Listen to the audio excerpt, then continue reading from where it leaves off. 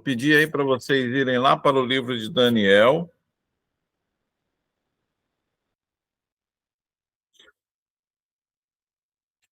Né?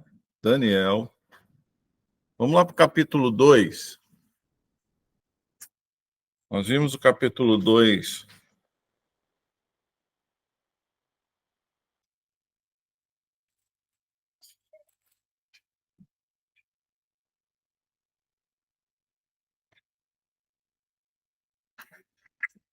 Nós vimos o capítulo 2 na aula passada, mas é interessante nós lermos e compreendermos algumas questões relacionadas à escatologia desse livro. E é muito importante, meus irmãos, que a gente possa entender essa relação que existe entre o livro de Daniel e todos os discursos escatológicos do Novo Testamento. Né? Daniel é um livro que ele é citado pelo próprio Senhor Jesus. Então, se Jesus, em Mateus capítulo 24, pede para a gente ler o livro de Daniel para que nós possamos entender fatos relacionados à sua segunda vinda, segundo a sua fatos relacionados à sua parousia, né, a sua vinda, né, sua segunda vinda, é importante então a gente entender o cenário do livro de Daniel para que nós possamos então fazer uma relação, né, de tudo isso. Então, o livro de Daniel, meus amados, só para a gente fazer assim uma rápida contextualização, o livro de Daniel, no seu capítulo 1, a gente já estudou o capítulo 1 e o capítulo 2 na aula passada. No capítulo 1, nós vemos aí o contexto histórico, onde está localizado historicamente, né, a história de Daniel. Então, é importante a gente entender que Daniel conta a história do quê? Conta a história do exílio, né? Do exílio de Judá. Não podemos esquecer aquilo que a gente comentou na aula passada, que o povo de Israel estava dividido, né? O reino de Israel estava dividido em Reino do Norte e Reino do Sul. O Reino do Norte, na época em que Daniel escreve o livro dele, o Reino do Norte, onde existiam ali 11 tribos e meia, né? Ele já havia sido dominado pelo Império Assírio. Então, o Reino do Norte, enquanto reino, já não existia mais. Por quê? Porque o Império Assírio veio e tomou aquela porção para si e só ficou o Reino do Sul. Então, o Reino do Norte já havia sido conquistado pelo Império Assírio e ficou somente o Reino do Sul. O Reino do Sul, então, resistiu ao Império Assírio, mas não resiste ao Império Babilônico. O Império Babilônico, então, vem e invade, sitia ali o reino do Sul, ou o Reino de Judá, que era composto pela tribo de Judá e pela meia tribo de Benjamim. Então, esse reino ele é dominado, e Nabucodonosor, rei da Babilônia na época, ele leva cativo alguns membros da aristocracia, alguns membros da nobreza de Israel para servirem na corte dele, na corte da Babilônia. E dentre os que estavam nesse grupo, estava ali Daniel e os seus 3 amigos, Sadraque, Mesaque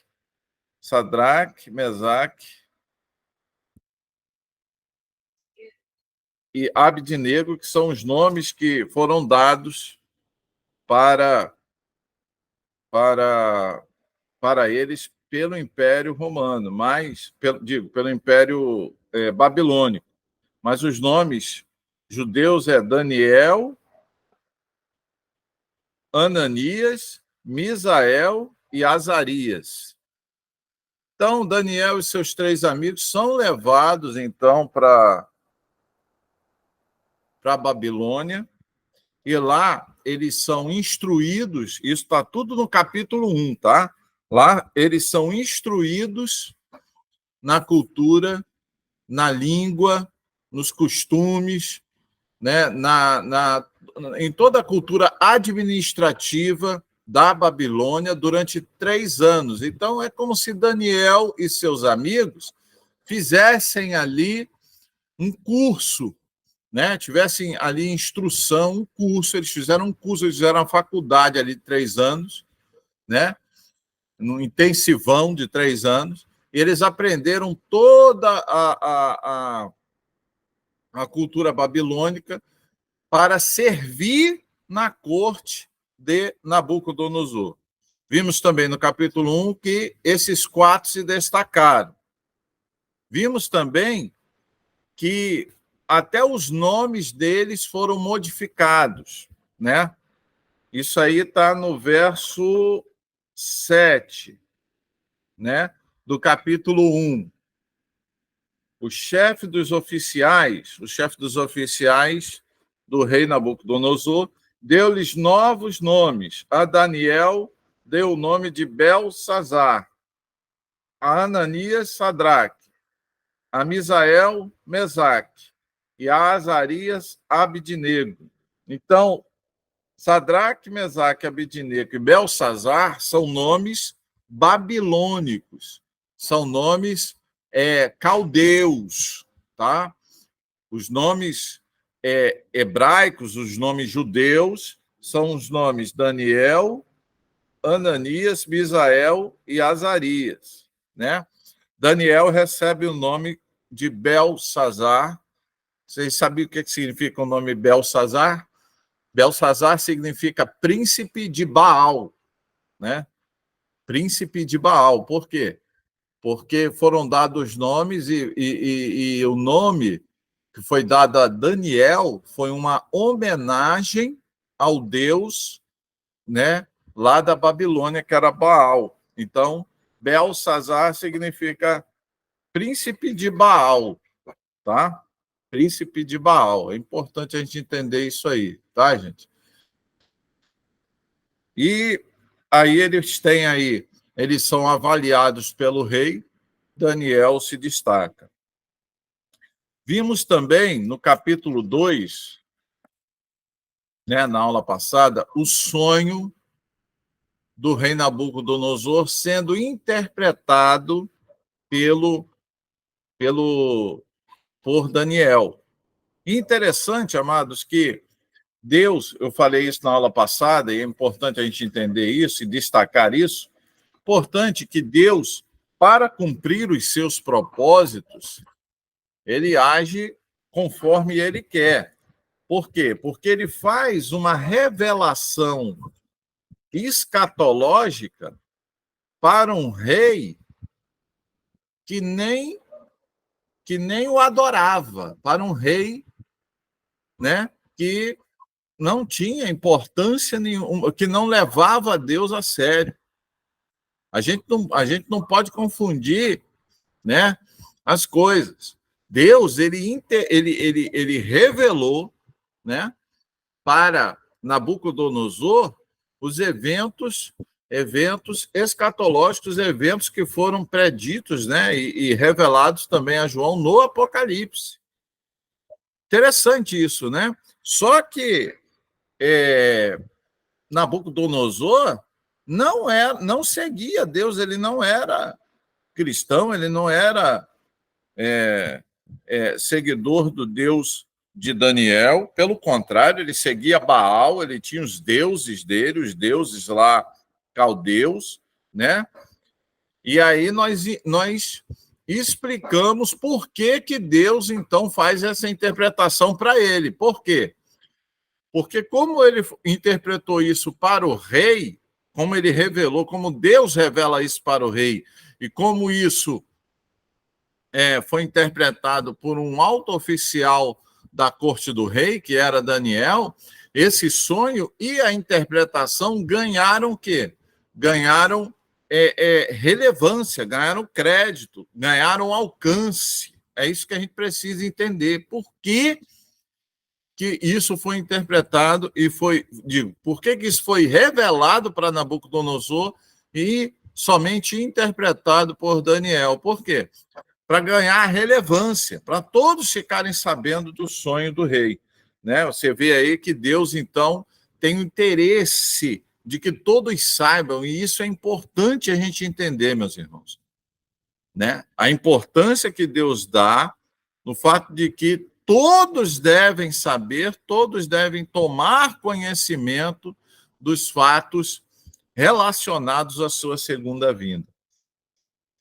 E aí esse sonho é o sonho daquela estátua, né? A estátua com a cabeça de ouro, né? Braços, né? E peito e braços de prata, o ventre e quadris de bronze, as pernas de ferro e os pés, uma mistura de ferro com barro. E vimos na aula passada, então, que Daniel, ao interpretar esse sonho, né, ele diz para o rei: olha, rei, Deus, ele revelou ao Senhor os acontecimentos do futuro. E aí Daniel vai dizer: olha, a cabeça de ouro é o rei babilônico, é a Babilônia, prata, né, a parte de prata, que é o peito da estátua, e os braços, né, de prata, referem-se ao reino medo-persa, né? O ventre e o quadril de bronze revelam o revelam fazem ou dizem respeito ao Império Grego-Macedônio.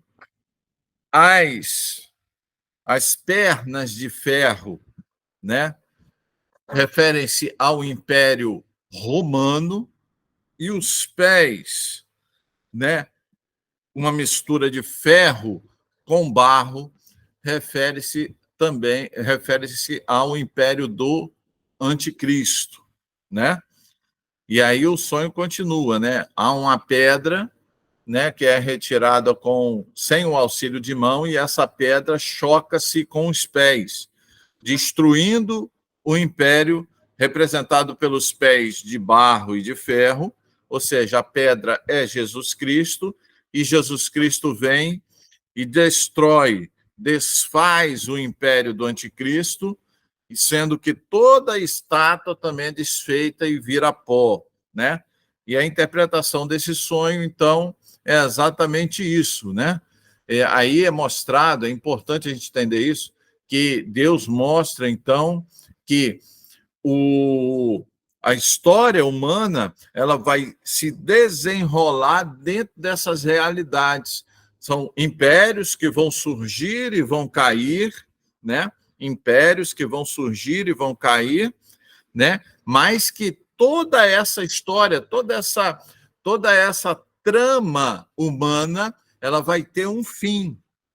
Ela vai se encerrar quando Jesus Cristo vier e estabelecer o seu reino, e como nós lemos no capítulo 2, o reino de Cristo não terá fim. É importante a gente entender, queridos, que isso aí casa perfeitamente com os capítulos 19, 20 e 21 de Apocalipse.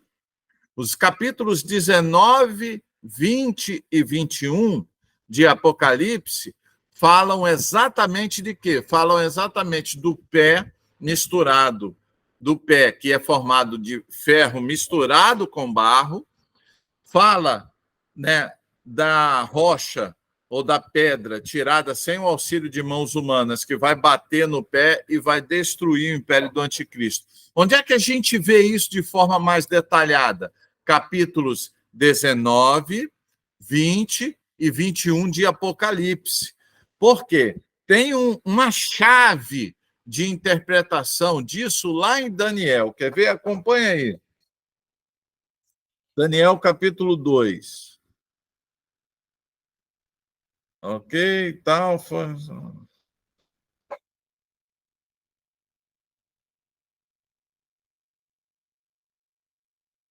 Olha, vamos achar aqui. Acompanhe aí Daniel capítulo 2.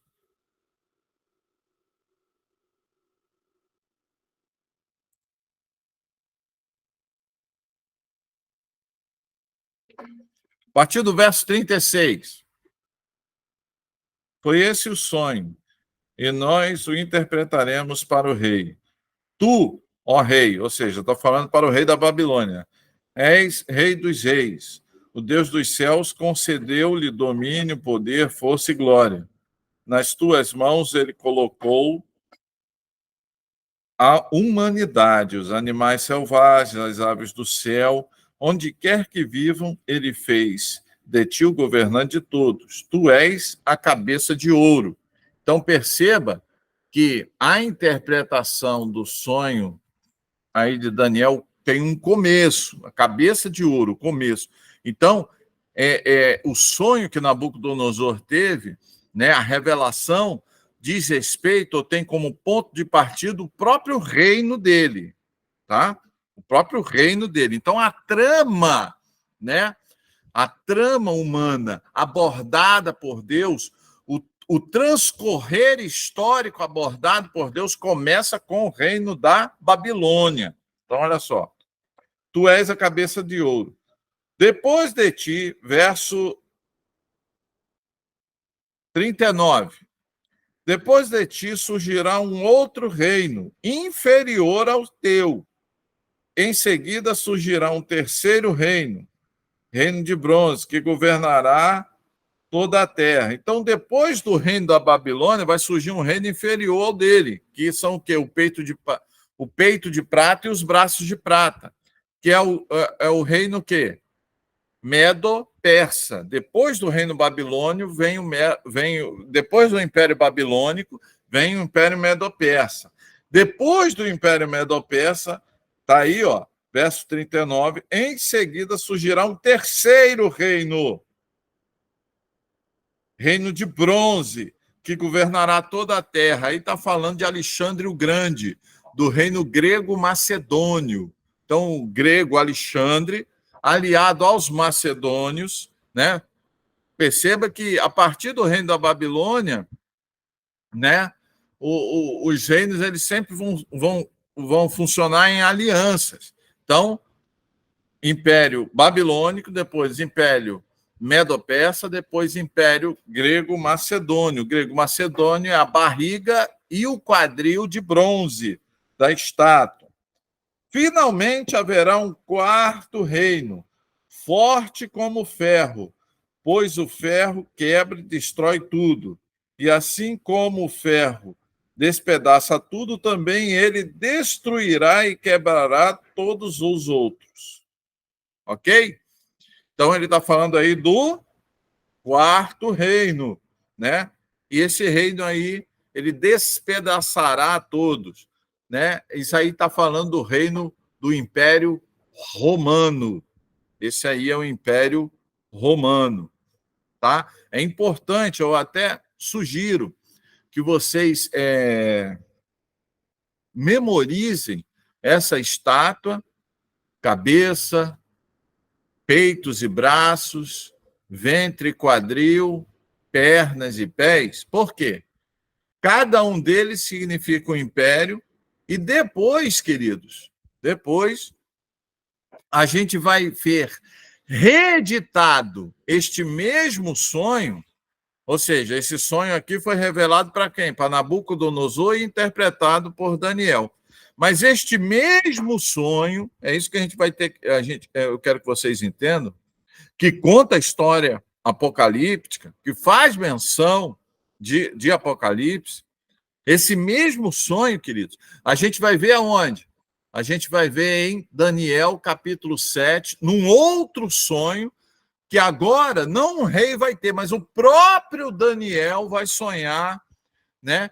Ao próprio Daniel vai ser revelado também essas mesmas coisas. Por isso que é importante a gente memorizar. Como a gente está estudando os aspectos escatológicos do livro de Daniel, é importante a gente interiorizar esse conhecimento, tá? O conhecimento da estátua aqui, capítulo 2 de Daniel. Vamos continuar lendo?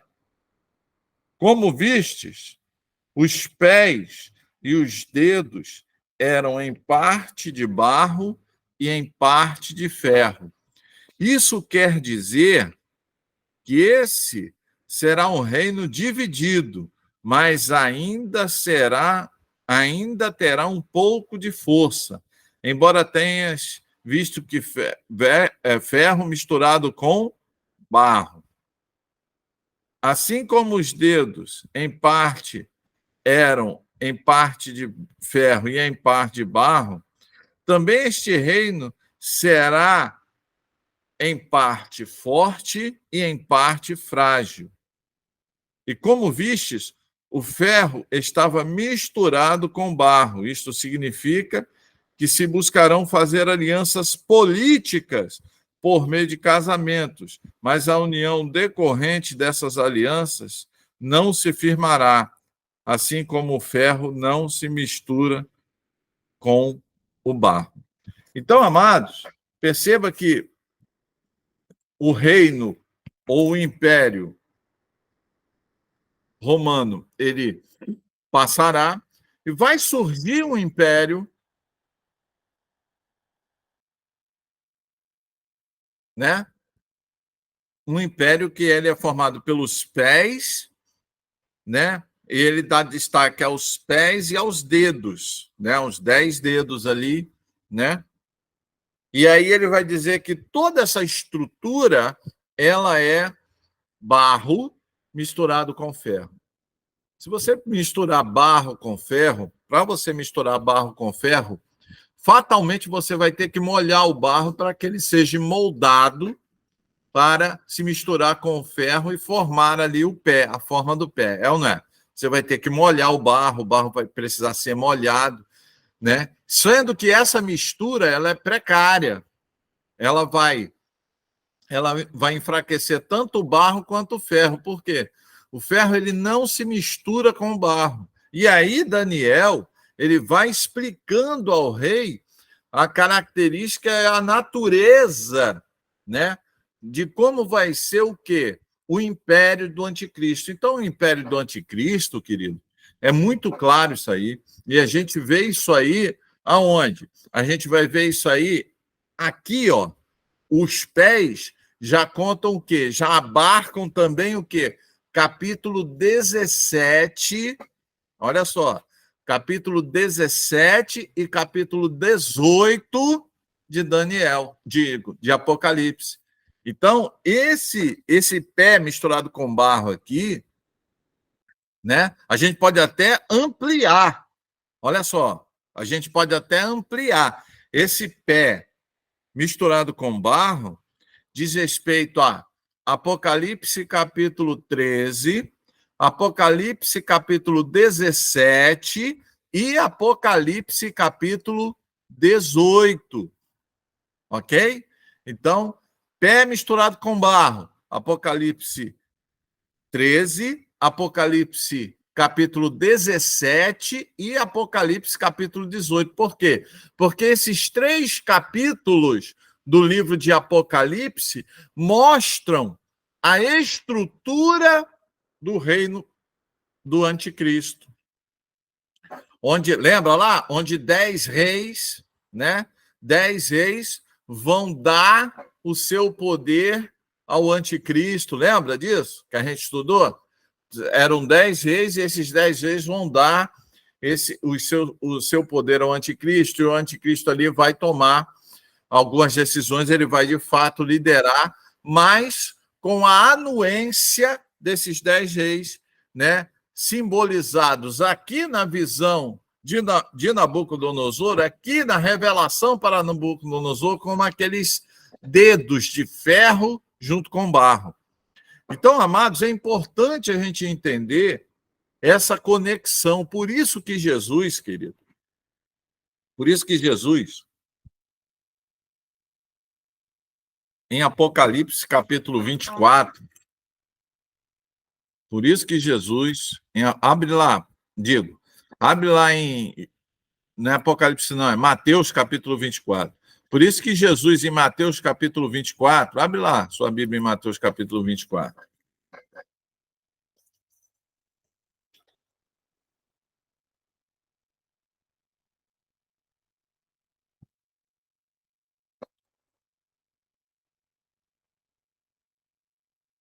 Deixa eu ver aqui.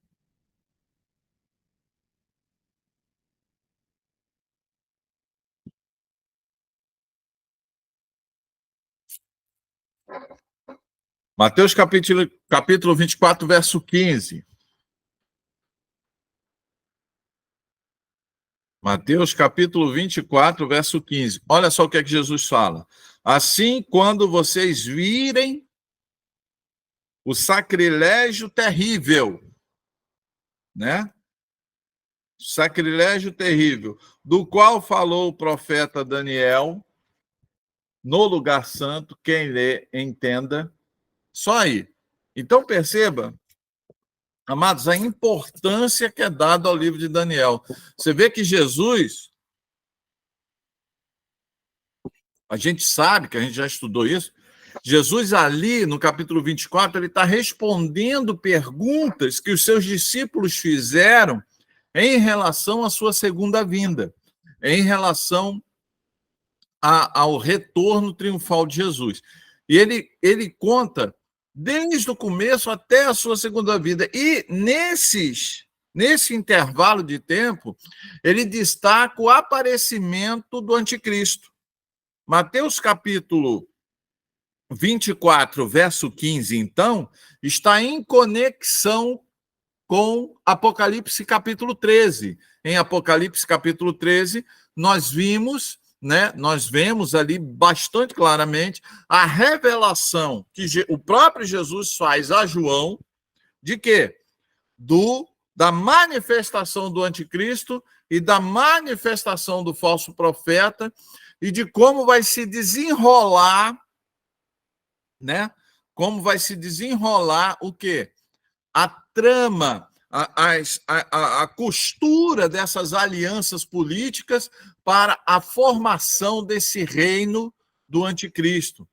Por isso, amados, que é importante a gente entender que a Bíblia, de forma muito clara, ela coloca o anticristo, ela coloca o aparecimento do anticristo, ela coloca ali o governo do anticristo como sendo, primeiro, um fato histórico, como sendo, segundo, um governo instituído, estabelecido dentro da nossa história humana, e em terceiro, que o anticristo, ele não é um sistema, ele não é um estilo de governo, não. O anticristo vai ser uma pessoa, vai ser um ser humano capacitado pelo próprio Satanás, e aí essa capacitação, esses poderes, esses predicativos, essas especificidades dadas por Satanás a esse personagem vai fazer com que ele se destaque, e aí os governantes do mundo vão entregar o seu poder para ele, e ele vai estabelecer ali o reino do anticristo, que aqui em Daniel capítulo 2 é representado pelos pés de barro misturados com ferro. Ok, meus queridos? Então, não esqueçam, né? Deverzinho de casa aí, né? Então, pé misturado com barro traz a realidade de que, por isso que eu estou pedindo para você ler Apocalipse capítulo 13, Apocalipse capítulo 17 e Apocalipse capítulo 18. Porque esses três capítulos, 13, 17, 18 e Apocalipse, estão em conexão com a realidade dos pés, né, misturados com barro. E esse pé misturado com barro, feito de ferro misturado com barro, tá? Esses pés feitos de ferro misturado com barro, tipificam, espelham o quê? Há uma realidade futura que é, então, o império, que é o governo do anticristo. Ok? Vamos continuar lendo aqui? Daniel, capítulo 2. Na época desses reis, o Deus dos céus estabelecerá um reino que jamais será destruído. Opa! Então perceba, isso aqui é importante, gente. Depois na época desses reis, o Deus dos céus estabelecerá um reino que jamais será destruído e nunca será dominado por nenhum outro povo. Destruirá todos os reinos daqueles reis e os exterminará, mas este reino durará para sempre. Este é o significado da visão da pedra que se soltou de uma montanha sem o auxílio de mãos, pedra que esmigalhou o ferro, o bronze, o barro, a prata e o ouro. Opa, olha aí. Então, gente, está muito claro aqui, ó. Na época desses reis, ou seja, o que isso quer dizer, querido? Aqui, ó. Por isso que a gente tem que ler a Bíblia com certa perspicácia, com atenção. O que a Bíblia está dizendo? Então, ainda durante a história destes reinos, ou seja, o reino do anticristo ainda vai estar acontecendo, ele vai estar desenrolando, e aí Deus vai estabelecer um reino que aí sim esse reino durará para sempre, não será dominado por nenhum outro reino. Quando este reino se estabelecer, ele se estabelece para a eternidade. Pastor, onde é que acontece isso, né? No discurso bíblico. Vamos lá. Abre lá sua Bíblia. Apocalipse. Vai lá para o Apocalipse. Ok? Capítulo 19.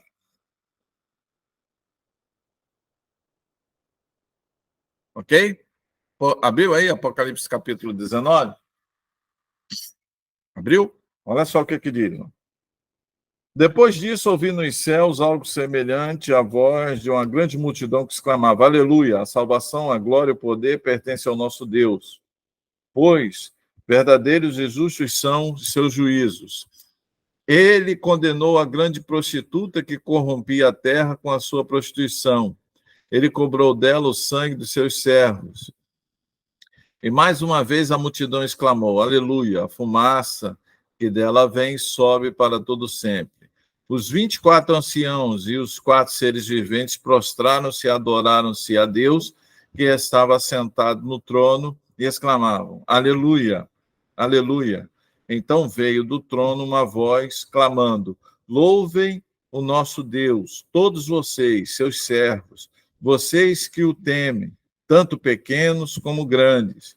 Então ouvi algo semelhante ao som de uma grande multidão, como o estrondo de muitas vozes e fortes trovões que bradava: Aleluia!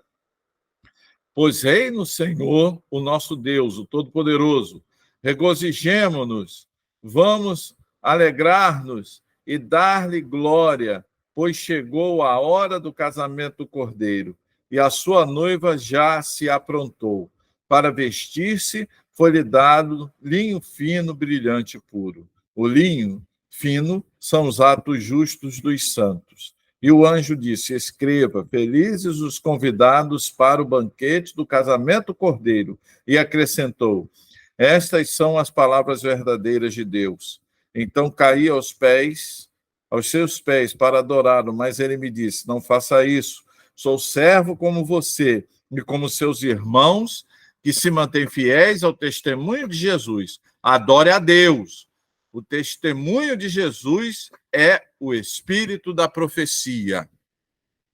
E aí, ó, vi os céus abertos e diante de mim um cavalo branco. Olha só a pedra que foi tirada da montanha sem o auxílio de mãos, acontecendo na história. Por quê? Aqui, quem governava a terra nessa época aqui, quem vai governar a terra nessa época aqui é o anticristo. Aqui já está acontecendo o governo do anticristo. Aqui já está acontecendo os pés misturados com barro.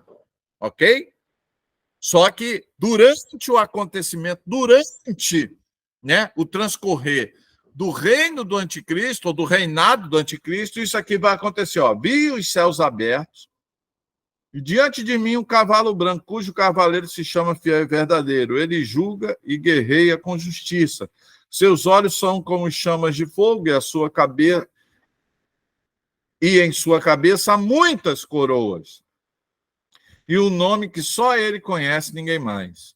Está vestido com um manto tingido de sangue, e o seu nome é Palavra de Deus. O exército dos céus os seguiam, vestidos de linho fino, branco e puro, e montados em cavalos brancos. Da sua boca sai uma espada afiada, com a qual ferirá as nações. Ele governará com cetro de ferro. Ele pisa o lagar do vinho do furor da ira de Deus, do Deus Todo-Poderoso.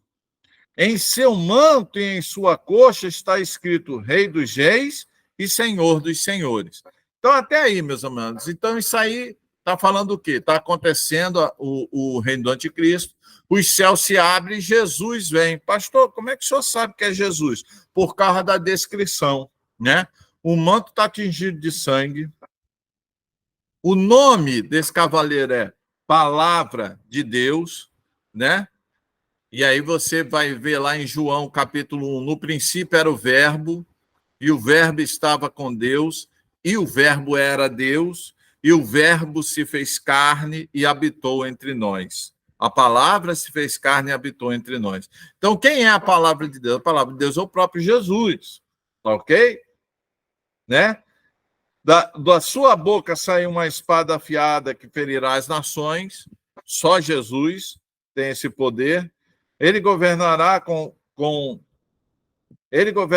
cetro de ferro. Ele pisa o lagar do fim do furor da ira do Deus Todo-Poderoso. É só Jesus que faz isso. Em seu manto e em sua coxa está escrito Rei dos Reis e Senhor dos Senhores. Quem é Rei dos Reis e Senhor dos Senhores? Só Jesus. Então aí a gente vê o quê? Aí é o quê? A segunda vinda de Cristo. Mas aqui na Terra está acontecendo o reino do anticristo. Vamos lá, vamos continuar lendo. Vi um anjo que estava em pé no sol, que clamava em alta voz a todas as aves que voavam pelo meio do céu. Venham, reúnam-se para o grande banquete de Deus, para comerem a carne de reis, generais, poderosos, carne de cavalos e cavaleiros, carne de todos, livres e escravos, pequenos e grandes. Vi a besta, olha só, vi o anticristo, verso 19.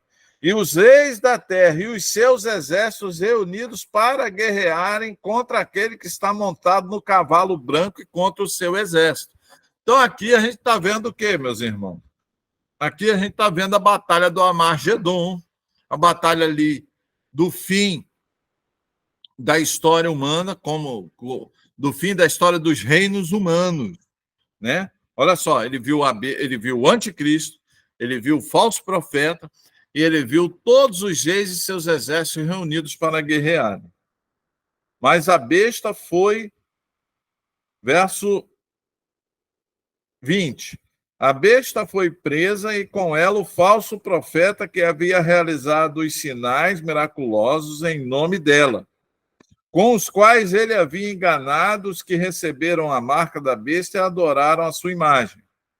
Os dois foram lançados vivos no lago de fogo que arde em enxofre. Ou seja, olha só, isso aqui é a pedra destruindo, transformando em pó o pé que é formado por barro misturado com ferro. Isso aqui é a pedra sendo lançada, né? Aquilo, a revelação lá em Daniel, capítulo 2, está acontecendo na história aqui.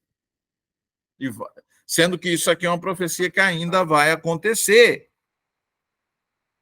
Ok? Por isso que eu falei com vocês que a pedra sendo lançada e destruindo a estátua, todos os reinos, tudo aquilo vai virar pó, ouro, prata, bronze, ferro e ferro misturado com barro, toda a realidade humana, que aquela estátua que Nabucodonosor sonhou, significa o quê? reinos humanos, ou seja, todo reino humano, toda autoridade humana, é isso que a gente precisa entender mesmo. Toda autoridade humana vai virar pó quando Jesus Cristo vier. Amém? Louvado seja o nome do nosso Senhor. Você pode se alegrar com isso, né? Que agora a autoridade humana acabou. Agora quem é que vai se estabelecer como autoridade aqui? O próprio Jesus, né? Os dois foram lançados vivos no lago de fogo que arde em enxofre. Os demais foram mortos com a espada que saía da boca daquele que está montado no cavalo. E todas as aves se fartaram de suas carnes. Ou seja, aqui transforma-se em pó toda a estátua sonhada por Nabucodonosor. Toda a autoridade humana, seja ela projetada no reino babilônico, no reino medo-persa, no reino grego-macedônio, no Império Romano ou no Império do Anticristo, todas essas realidades de autoridade humana se transformam em pó. Por quê? Porque a partir do verso 20 vai se estabelecer um reino que ele vai durar para sempre, que é o reino de Jesus. Jesus, então, vai reinar com os seus santos durante 1000 anos, que está aí no capítulo 20, né? Aí Satanás vai ser solto, vai tentar, né, destruir o reino de Jesus, só que ele vai ser derrotado, né? Todos os seus seguidores vão ser derrotados e a partir daí, né, Jesus não parou de reinar. Jesus não parou de reinar. Satanás foi solto. Quem reina continua Jesus. Satanás faz a rebelião, mas Jesus continua reinando. Satanás é derrotado. É derrotado por quem? Pelo reino estabelecido por Jesus. E logo em seguida vem o quê? O julgamento do grande trono branco, que ainda é no capítulo 20. Tá ok? A partir do verso 11, nós temos, do 11, do capítulo 20 de Apocalipse, nós temos o quê? O julgamento do grande trono branco, onde a morte, o inferno, o diabo, né, e todos aqueles que não entregam suas vidas para Jesus vão ali para o lago de fogo que arde em enxofre, que é a segunda morte, e serão atormentados dia e noite para todo sempre. É disso que fala a, a, o sonho de Nabucodonosor. Ok? Então é importante a gente entender isso, queridos. Tá? Então você não pode esquecer isso. Eu quero que você que me ouve e vê aqui nesse vídeo, eu quero que você pegue e estude. São capítulos pequenos, mas são capítulos maravilhosos. Leia com carinho o capítulo 2 de Daniel, né? Procure memorizar a sequência dos reinos: ouro, prata, bronze, ferro e ferro misturado com barro, e procura memorizar a sequência histórica também desses reinos: reino babilônico, reino medo-persa, reino grego-macedônio, Império Romano e Império do Anticristo. Por quê? Porque a gente vai precisar desse conhecimento, tá? A gente vai precisar desse conhecimento lá em Daniel capítulo 7, ok? Lá em Daniel capítulo 7, onde Daniel vai ter um sonho, né, que vai contar a mesma coisa, só que com enfoque diferente. Ok, meus irmãos? E aí o capítulo, então, 2 termina com capítulo 2 termina com Nabucodonosor reconhecendo o poder de Deus, mas não entregando a sua vida para Deus. É importante a gente entender isso, tá, gente? Porque tem muita gente assim hoje em dia. Tem muito Nabucodonosor hoje em dia no nosso meio. Por exemplo, se você lê, olha aí, ó. Olha só o que Daniel vai falar, ó. Dá uma olhada aí no verso 45 de Daniel, capítulo 2, queridos. Versículo 45 de Daniel, capítulo 2. Este é o significado da visão da pedra que soltou de uma montanha sem auxílio de mãos, pedra que esmigalha o ferro, o bronze, a prata e o ouro. O Deus poderoso mostrou ao rei o que acontecerá no futuro, ou seja, no futuro, bem longe. Um futuro que está, inclusive, transpassa, inclusive, a nossa era. Ainda não aconteceu. Esse futuro ainda vai acontecer. Esse futuro aqui ainda está no futuro. O sonho é verdadeiro e a interpretação é fiel. Olha só o que o rei Nabucodonosor fez. Então o rei Nabucodonosor caiu prostrado diante de Daniel, prestou-lhe honra e ordenou que lhe fosse apresentada uma oferta de cereal e incenso. O rei disse a Daniel: não há dúvida de que o seu Deus é o Deus dos deuses, o Senhor dos reis e aquele que revela os mistérios, pois você conseguiu revelar esse mistério. Assim, o rei colocou Daniel no alto cargo e o cobriu de presentes. Ele designou como governante de toda a província da Babilônia e encarregou de todos os sábios da província. Além disso, a pedido de Daniel, o rei nomeou Sadraque, Mesaque e Abednego como administradores da província da Babilônia, enquanto o próprio Daniel permanecia na corte. Então a gente lê aqui, olha, o rei se converteu. Não se converteu nada, meu irmão. Ele só reconheceu o poder do Deus de Daniel. Ok? Não se engane. Nabucodonosor não se converteu, não. Tá? Como tem muita gente hoje. Não, pô, eu acredito que Deus é poderoso, eu acredito em Jesus Cristo, eu acredito. O cara acredita. O que é acreditar? Acreditar é reconhecer que Deus existe e reconhecer até o seu poder. Mas tem gente igual Nabucodonosor, reconhece isso tudo, porque inclusive vê. É isso que é interessante, meus irmãos. Até para a gente, como crente, não se iludir com as coisas. Né? Você vê, Nabucodonosor acabou de ver aqui a manifestação do poder de Deus. Porque nenhum sábio conseguiu interpretar o sonho dele, só Daniel. E entenda que Daniel, quando fala com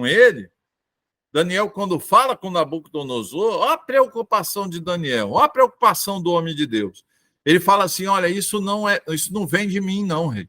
Isso aí não é porque eu sou fera neném, não. Isso é porque o Deus dos céus me revelou. Quem tem poder é Deus. Eu só estou sendo usado aqui como instrumento para revelar a amplitude do poder de Deus. Ok? Então, o rei Nabucodonosor tinha toda a consciência ali, queridos, que, na verdade, foi o poder do Deus de Daniel, foi o poder do nosso Deus que revelou, e Nabucodonosor viu a manifestação poderosa de Deus. Reconheceu que Deus era poderoso, mas não entregou a sua vida para Deus. De forma nenhuma ele se converteu. Ok? E por quê? Porque a Bíblia diz isso. Quer ver? Vamos continuar lendo aí. Daniel, capítulo 3. O rei Nabucodonosor fez uma imagem de ouro de 27 metros de altura e 2 metros e 70 centímetros de largura. Olha o tamanho dessa estátua.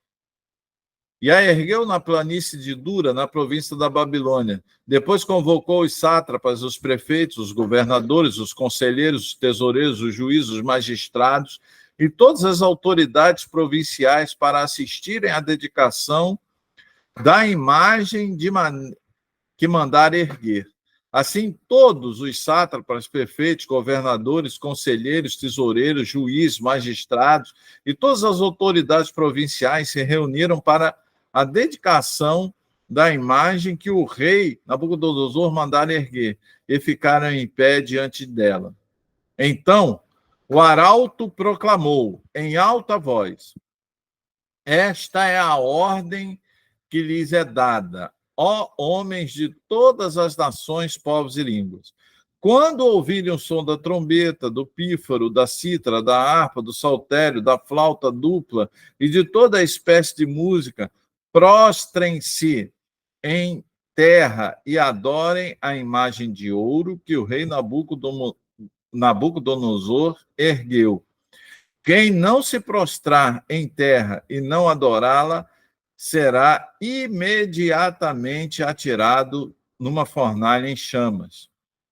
Por isso, logo que ouvir o som do trombeta, da pífara, da cítara, da harpa, do saltério e de toda espécie de música, os homens das nações, povos e línguas prostraram-se em terra e adoraram a imagem de ouro que o rei Nabucodonosor mandara erguer. Nesse momento, alguns astrólogos se aproximaram e denunciaram os judeus, dizendo ao rei Nabucodonosor: Vive, ó rei, para sempre. Tu emitiste um decreto, ó rei, ordenando que todo aquele que ouvisse o som da trombeta, do pífaro, da cítara, da harpa, do saltério, da flauta dupla e de toda espécie de música se prostrasse em terra e adorasse a imagem de ouro. E que todo aquele que não se prostrasse em terra e não adorasse seria atirado numa fornalha em chamas. Mas há alguns dos judeus que nomeaste como administrador da província da Babilônia, Sadraque, Mesaque e Abidnego, que não te dão ouvidos, ó rei, nem prestam culto aos teus deuses, nem adoram a imagem de ouro que mandaste erguer. Então, perceba, amados, isso aí é um relato de que Nabucodonosor, no capítulo anterior, ele reconhece o poder de Deus. Mas de forma nenhuma ele entrega a sua vida a Deus. Né? Por quê? Porque aí, no capítulo 3, ele manda erguer uma estátua de ouro, né? Deveria ser dele essa estátua, mas o fato é que ele manda erguer uma estátua de ouro enorme, muito grande, né? Mas tenta imaginar uma estátua de ouro de 27 metros, quase 30 metros de estátua, quase um prédio a estátua. É um prédio a estátua. Ele manda erguer essa estátua e ele dá uma ordem. Olha, vai ser dado um sinal, vai ser um sinal musical, né? Vocês ouvirem aí toda espécie de música, vocês têm que se ajoelhar e adorar a estátua, né? Todo mundo fez isso, menos quem? Sadraque, Mesaque e Abidnego, que eram os amigos, né, de Daniel. Azael, Misael e Azarias, né, que quando receberam os nomes babilônicos, caldeus, lá no capítulo 1, foi Sadraque, Mesaque e Abidnego. Esses três judeuzinhos falaram: de forma nenhuma nós vamos nos ajoelhar diante de uma estátua, né? Só que eles eram homens que foram nomeados pelo rei a pedido de Daniel, está lá no finalzinho do capítulo 2, nós acabamos de ler, como administradores, ou seja, como administradores da província da Babilônia, ou seja, eles administravam a capital do império. Isso aí, meus amados, a gente não pode esquecer, a gente vai ver isso também com Daniel, quando do Império Medo-Persa, a gente vai ver que Daniel e seus amigos, eles causaram muita inveja. Por quê? Porque eles foram capacitados por Deus, né? E eles se destacaram. E por se destacarem, causou muita inveja. As pessoas ficaram com muita inveja, os outros governadores. Tanto é que foram fazer fofoca lá para o rei. Olha, tem 3 aí que não estão obedecendo, não estão dando ouvidos à ordem do Senhor. Então, isso aí mostra que Nabucodonosor, de forma nenhuma, era servo de Deus, né? Ele continuava adorando a Baal, continuava adorando aos seus deuses, né? Mas quem é crente não se curva, né, irmãos? Independentemente da posição, poxa, eu vou perder meu emprego, né? O rei vai me mandar embora, assim mesmo, né? Eu vou para a fornalha de fogo ardente. Sim mesmo, eles não vão me ajoelhar. É a mesma posição, tá, gente, que nós temos que ter aqui.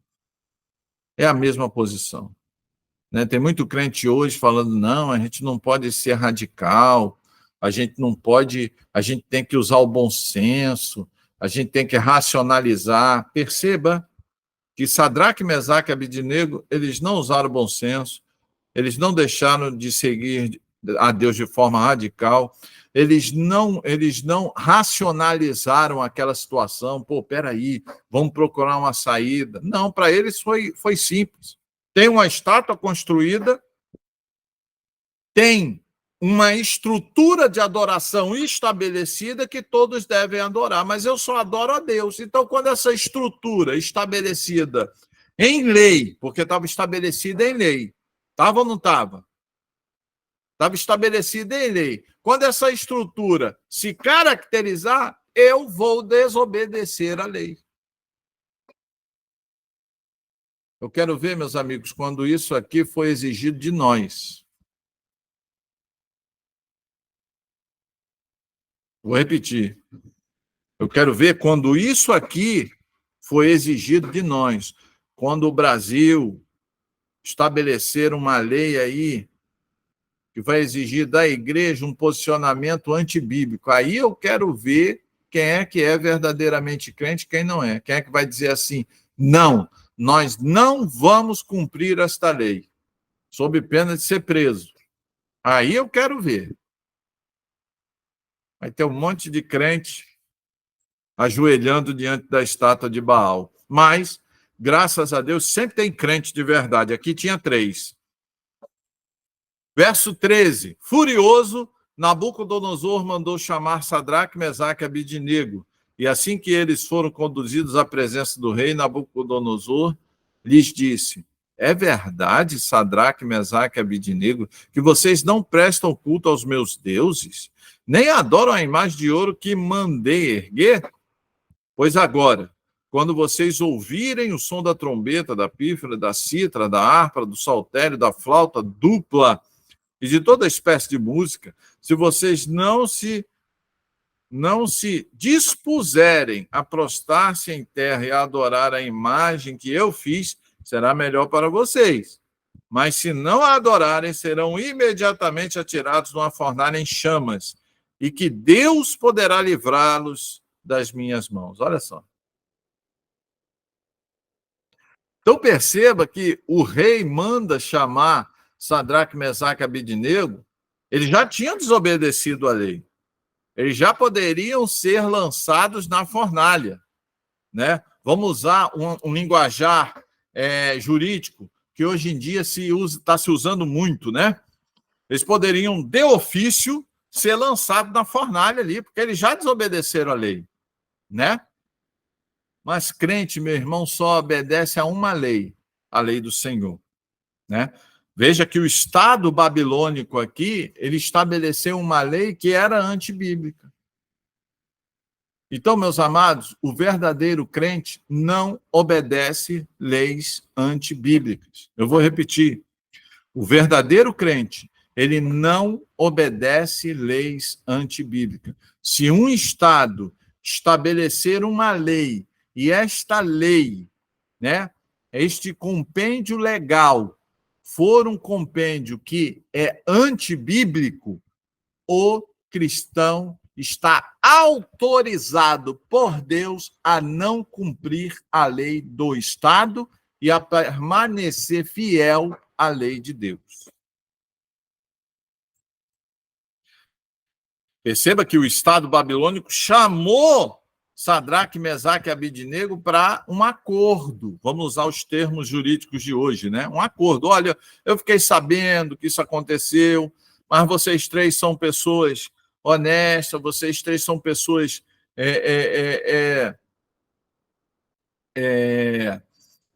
de destaque, vocês são amigos de Daniel, eu não quero lançar vocês na fornalha, então vou dar mais uma chance para vocês. Se vocês se dispuserem, não é isso que nós lemos aí? Se vocês se dispuserem, eu vou mandar tocar mais uma vez. Aí, se vocês se dispuserem a a se ajoelhar e adorar aí a estátua, né? Eu não lanço vocês, mas se vocês não lançarem, se vocês não adorarem a estátua, eu vou lançar vocês na fornalha de fogo ardente. E aí Nabucodonosor diz assim: eu quero ver quem é que vai livrar vocês da minha mão. Sabe, irmãos? Eu quero ver quando nós tivermos que enfrentar isso. Será que você que me ouve, você que é servo de Deus, quem não é servo de Deus vai se ajoelhar, meu irmão. Quem é servo de Deus vai obedecer lei absurda do Estado. Quem não é servo de Deus vai se submeter às leis antibíblicas de um Estado que ataca, que afronta as verdades bíblicas. Mas o servo de Deus, ele não cede 1 milímetro. Quer ver? Verso 16. Sadraque, Mesaque e Abidnego responderam ao rei. Ou seja, foi feita uma proposta para eles. Agora vamos ver a resposta. Foi proposto um acordo para eles. Ok? Agora a gente está vendo a resposta que o servo de Deus está dando ao acordo proposto pelo Estado. Olha só. Sadraque, Mesaque e Abidnego responderam ao rei: ó Nabucodonosor, não precisamos defendermos-nos diante de ti. Olha só, meu irmão, crente que é crente mesmo, meu irmão. Olha só o que ele está dizendo para Nabucodonosor: a gente está aqui para se defender, não. Não quero me defender de nada aqui, não. Né? Vamos continuar? Se formos atirados na fornalha em chamas, o Deus a quem prestamos culto pode livrar-nos. E ele nos livrará das tuas mãos, ó rei. Mas, se ele não nos livrar, saiba, ó rei, que não prestaremos culto aos teus deuses, nem adoraremos a imagem de ouro que mandaste erguer.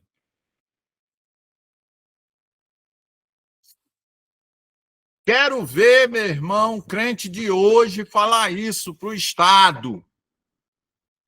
Quero ver crente falando assim para a Polícia Federal: olha, eu não vou me defender. Não tenho que me defender disso aí. Se Deus quiser me livrar, ele vai me livrar. Mas se ele não quiser me livrar, mesmo assim, eu não vou cumprir uma lei que vai contra os princípios de Deus. Eu quero ver crente hoje falar isso, ter coragem de falar isso. Eu quero ver crente hoje ter coragem. Que é muito bonito, poxa, Sadraque, Mesaque, Abidnego, e crente pra caramba. E você, crente de meia pataca. Porque basta o Estado bater o pé, o crente se caga todo de medo. Desculpa a expressão. Né? Fica todo: ai, meu Deus, eu vou ser preso, eu vou ser isso, eu vou ser aquilo. Rapaz, você é crente, você é servo de Deus. Se nós morrermos, sabe o que a gente ganha? O céu. Então, para de ser frouxo. Crente não é frouxo. Crente não tem medo do Estado, crente não tem medo de rei, crente não tem medo de exércitos. Nós somos mais do que vencedores por aquele que nos amou. Então, se vier uma lei obrigando a gente a fazer uma coisa que é contra aquilo que a palavra de Deus diz, eu posso falar por mim. Tranquilamente eu vou dizer: olha, eu não vou cumprir. Se vier uma lei aí obrigando a igreja a casar homossexuais, eu, como pastor, não vou casar. Pastor, o senhor vai ser preso. Paciência. Deus pode me livrar, mas se ele também não quiser me livrar, a vontade dele permanece para sempre. Eu quero ver crente de hoje falar isso. Achar bonito Sadraque, Mesaque e Abidnego, legal. Mas, meu amado, isso aqui tem que ser uma realidade na minha e na sua vida. Se não, para que isso aqui foi escrito em Daniel? É ou não é verdade? Para que foi escrito? Ok? Vamos continuar? Verso 19. Nabucodonosor, lógico, ficou muito satisfeito, né? Ficou tão furioso com Sadraque, Mesaque e Abednego que o seu semblante mudou. Deu ordens para que a fornalha fosse aquecida 7 vezes mais que de costume, e ordenou que alguns dos soldados mais fortes de seu exército amarrassem Sadraque, Mesaque e Abednego e os atirassem na fornalha em chamas. Os 3 homens, vestidos com os seus mantos, calções, turbantes e outras roupas, foram amarrados e atirados na fornalha extraordinariamente quente. A ordem do rei era urgente e a fornalha estava tão quente que as chamas mataram os soldados que levaram Sadraque, Mesaque e Abednego. E esses caíram amarrados dentro da fornalha em chamas. Mas logo depois, o rei Nabucodonosor, alarmado, levantou-se e perguntou aos seus conselheiros: não foram 3 homens amarrados que nós atiramos no fogo? Eles responderam: sim, ó rei, foram 3. E o rei exclamou: olhem, estou vendo 4 homens desamarrados e ilesos, andando pelo fogo. E o quarto se parece com um filho dos deuses. Então Nabucodonosor aproximou-se da entrada da fornalha e chamou e gritou: Sadraque, Mesaque e Abednego, servos do Deus Altíssimo, saiam, venham aqui. E Sadraque, Mesaque e Abednego saíram do fogo. Os sátrapas, os prefeitos, os governadores, os conselheiros do rei se ajuntaram em torno deles e comprovaram que o fogo não tinha ferido o corpo deles. Nem um só fio de cabelo tinha sido chamuscado. Os seus mantos não estavam queimados e nem havia cheiro de fogo neles. Aleluia. Disse então Nabucodonosor: louvado seja o Deus de Sadraque, Mesaque e Abednego, que enviou um anjo e os livrou dos seus servos. Eles confiaram nele, desafiaram a ordem do rei, preferindo abrir mão da sua vida a prestar culto e adorar a outro Deus a não ser o seu próprio Deus. Por isso eu decreto que todo homem de qualquer povo, nação e língua que disser alguma coisa contra o Deus de Sadraque, Mesaque e Abednego seja despedaçado e sua casa seja transformada em montes de entulho, pois nenhum outro Deus é capaz de livrar alguém desta maneira. Então o rei promoveu Sadraque, Mesaque e Abednego na província da Babilônia. Louvado seja o nome do nosso Senhor Jesus. Amém, queridos? Amém? Você crê nessa palavra? Crê ou não crê? Então aplica essa palavra no seu coração. Tenha coragem. Se vier uma lei obrigando a gente a fazer alguma coisa que vai contra a palavra de Deus, que Deus nos dê coragem de dizer assim: não, não vou fazer isso. Mas você vai ser preso, pode prender. Né? Você vai para o pelotão de fuzilamento. Posso ir. Porque nós temos que ser como Sadraque, Mesaque e Abednego, meus amados. Podemos abrir mão de nossa vida aqui na terra, mas eu não abro mão da minha vida na eternidade com Deus. Amém? Abra mão da sua vida aqui na terra, mas não abra mão de sua vida nos céus com Deus. Crente que é crente é assim, né? Vimos que Deus livrou Sadraque, Mesaque e Abednego, mas a palavra mais importante, ou o evento mais importante, querido, não é o fato deles terem sido libertos da fornalha de fogo. O evento mais importante, a palavra mais poderosa de todo esse capítulo 3 está aqui. Eu vou reler para você.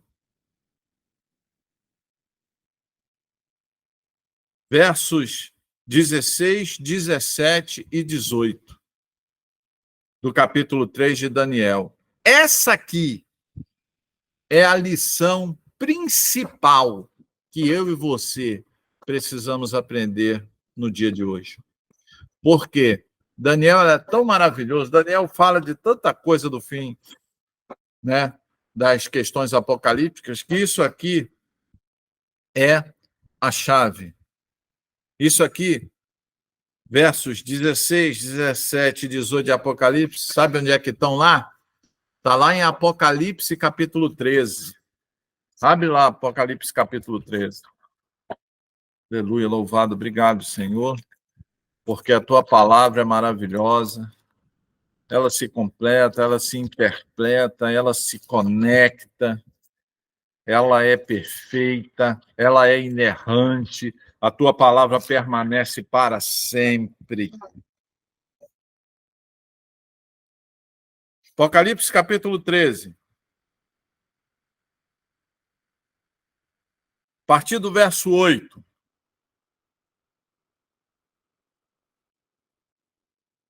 Todos os habitantes da terra adorarão a besta, a saber, todos aqueles que não tiveram seus nomes escritos no livro da vida do Cordeiro, que foi morto desde a criação do mundo.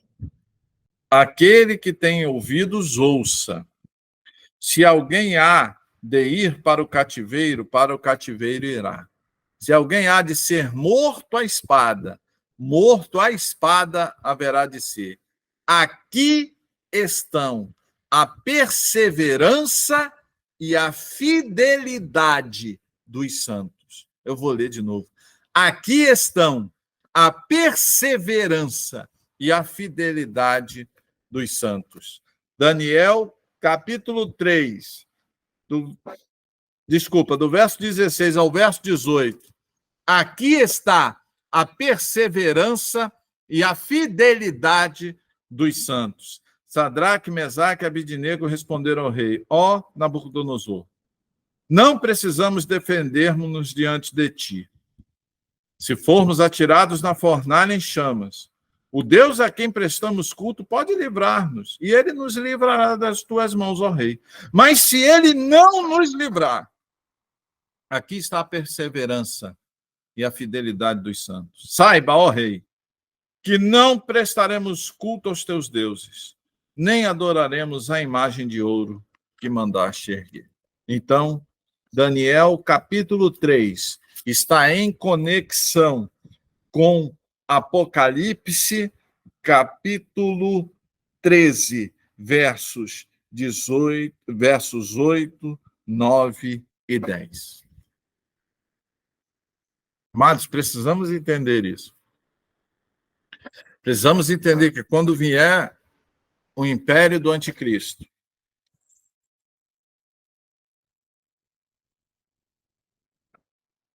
quando vier as grandes perseguições sobre a igreja, já estão acontecendo, né?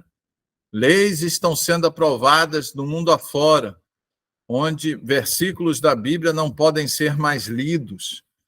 Leis estão sendo aprovadas pelo mundo afora, colocando pastores nas cadeias, colocando os servos de Deus nas cadeias. Mas eu quero dizer uma coisa para você. A Bíblia previu isso. E a Bíblia diz assim: aqui está a fidelidade e a perseverança dos santos. Se alguém verso 9 do verso 10, 9 e 10 do capítulo 13 de Apocalipse. Se alguém tiver que ir para o cativeiro, para a prisão irá. Se alguém tiver que ser morto pela espada será. Aqui está a perseverança e a fidelidade dos santos. Amados, se nós queremos ser servo de Deus não é brincadeira. Ser servo de Deus é coisa séria. Ser servo de Deus é amar e abraçar a verdade. Ser servo de Deus é abrir mão de sua própria vida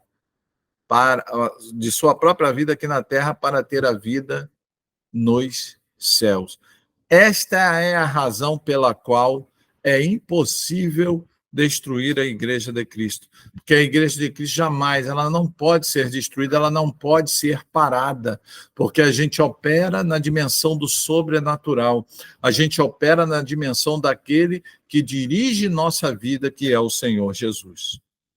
Então, amados, precisamos entender isso. Veja que a gente está vendo isso em Daniel, a gente viu isso em Apocalipse, capítulo 13, versos 8, 9 e 10. Leia de novo esse versículo para você lembrar, né?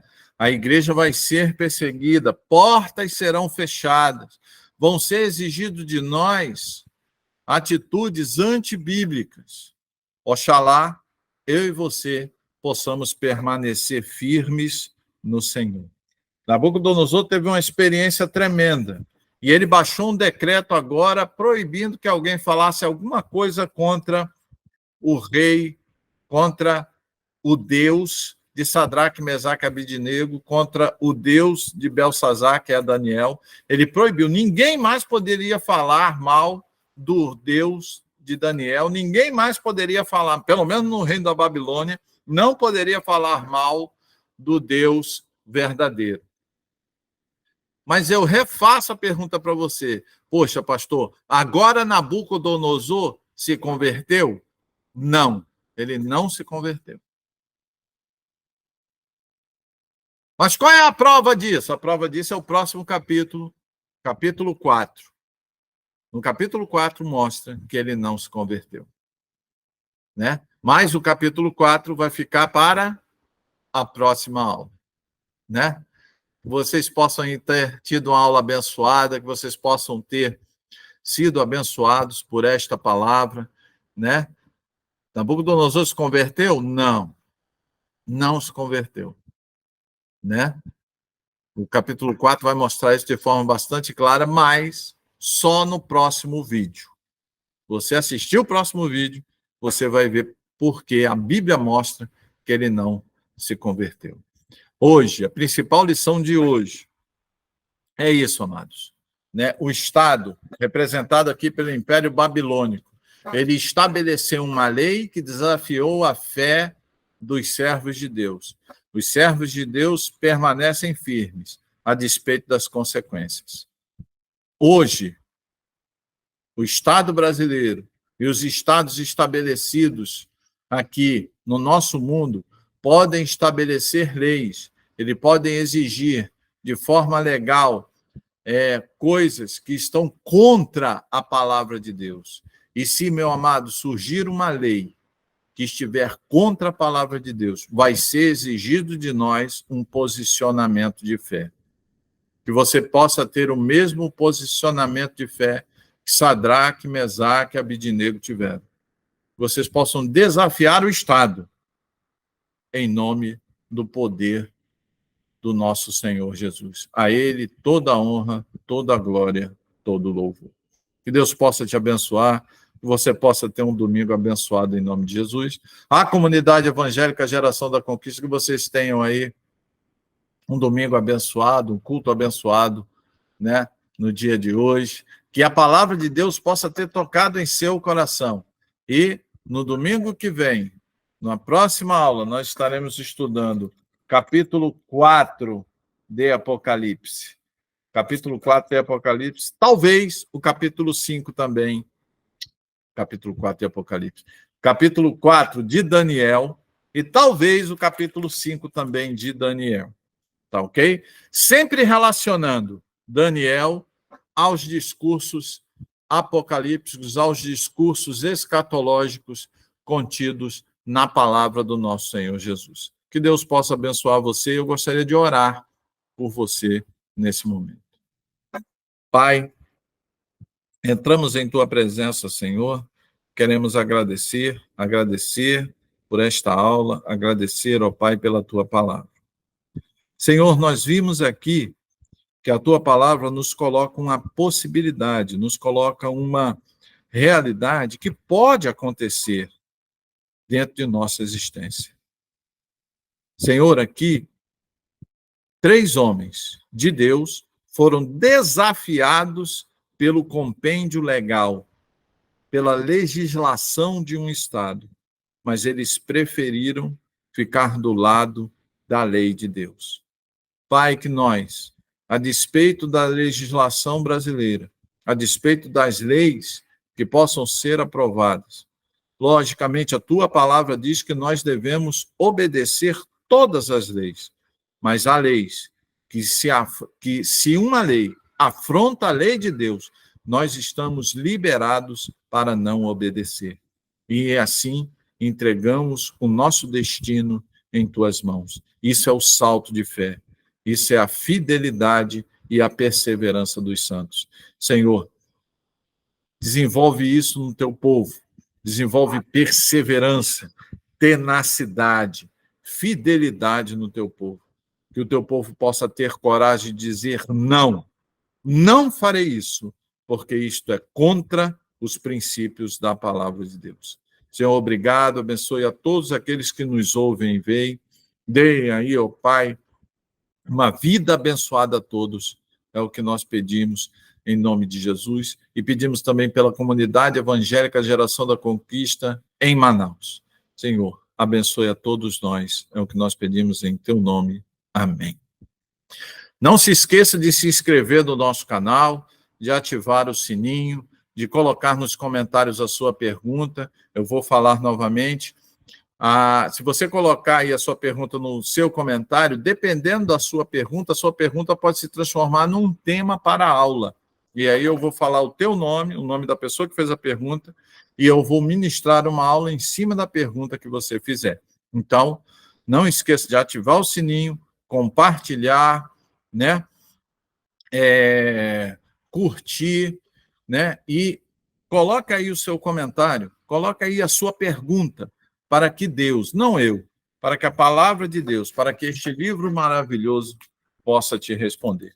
Que Deus abençoe a todos, em nome de Jesus. Tchau, tchau, comunidade. Deus possa abençoar vocês. Um abraço.